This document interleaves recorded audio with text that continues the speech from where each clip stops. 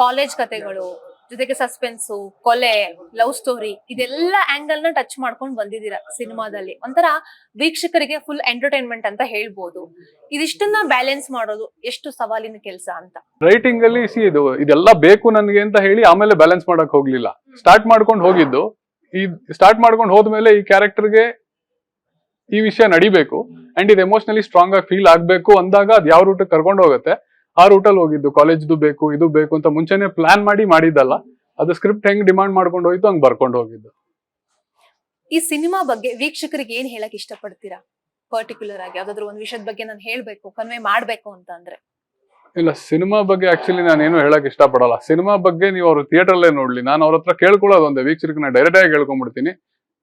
ಎಲ್ರಿಗೂ ಒಂದು ಮನವಿ, ನೀವು ಸಿನಿಮಾನ ಬಂದು ನೋಡಿ, ನಾನು ಸಿನಿಮಾ ತುಂಬಾ ಚೆನ್ನಾಗಿ ಮಾಡ್ಬಿಟ್ಟಿದೀನಿ ಅಥವಾ ನಾವು ಕಷ್ಟಪಟ್ಟು ಮಾಡಿದೀವಿ, ನೀವು ದಯವಿಟ್ಟು ಬಂದು ನೋಡಿ, ಫಸ್ಟ್ ಡೇನೆ ಬಂದು ನೋಡಿ ಅಂತ ನಾನು ಖಂಡಿತ ಹೇಳಲ್ಲ. ಯಾಕಂದ್ರೆ ಫಸ್ಟ್ ಡೇ ನಾನೇ ಹೊಸಬ್ರು ಸಿನಿಮಾಗೆ ಹೋಗಲ್ಲ, ಸೊ ಅದನ್ನ ಎಕ್ಸ್ಪೆಕ್ಟ್ ಮಾಡೋದು ತಪ್ಪಾಗತ್ತೆ. ನಿಮ್ಮಲ್ಲಿ ನನ್ನದು ಒಂದೇ ಒಂದು ಮನವಿ, 7ನೇ ತಾರೀಕು ನವೆಂಬರ್ 7ಕ್ಕೆ ಸಿನಿಮಾ ರಿಲೀಸ್ ಆಗತ್ತೆ.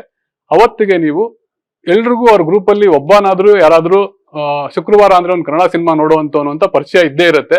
ಅವ್ರಿಗೆ ಒಂದು ಕಾಲ್ ಮಾಡಿ ಇದು ಹೆಂಗಿದೆಯೋ ಸಿನಿಮಾ ಅಂತ ಒಂದು ಕ್ವೆಶ್ಚನ್ ಕೇಳ್ಬಿಡಿ ಅಷ್ಟೇ. ಅವ್ರು ಚೆನ್ನಾಗಿದೆ ಅಂದ್ರೆ ಮಾತ್ರ ಸಿನಿಮಾ ನೋಡಿ, ಇಲ್ಲ ಅಂದ್ರೆ ಬೇಡ. ದಯವಿಟ್ಟು ಒಂದು ರಿಕ್ವೆಸ್ಟ್, ಆ ಕ್ವೆಶ್ಚನ್ ಕೇಳಿ, ಹೇಗಿದೆ ಸಿನಿಮಾ ಅಂತ ಕೇಳಿ ತಿಳ್ಕೊಳ್ಳಿ ಅಷ್ಟೇ. ವೀಕ್ಷಕರಿಗೆ ಹೇಳಕ್ ಇಷ್ಟಪಡೋದು ನಾನು. ಇವತ್ತು ಕಂಟೆಂಟ್ ಕಿಂಗ್, ಜನರು ಕಂಟೆಂಟ್ ಓರಿಯೆಂಟೆಡ್ ಸಿನಿಮಾಗಳನ್ನ ನೋಡೋದಕ್ಕೆ ಇಷ್ಟಪಡ್ತಾರೆ. ಬೇರೆ ಭಾಷೆಗಳಿಂದ ಕೂಡ, ಈ ಬೆಂಗಳೂರಿನಲ್ಲೇ ಬೇರೆ ಭಾಷೆಗಳನ್ನ ಸಿನಿಮಾ ನೋಡೋರ ಸಂಖ್ಯೆ ಕೂಡ ಜಾಸ್ತಿ ಇದೆ.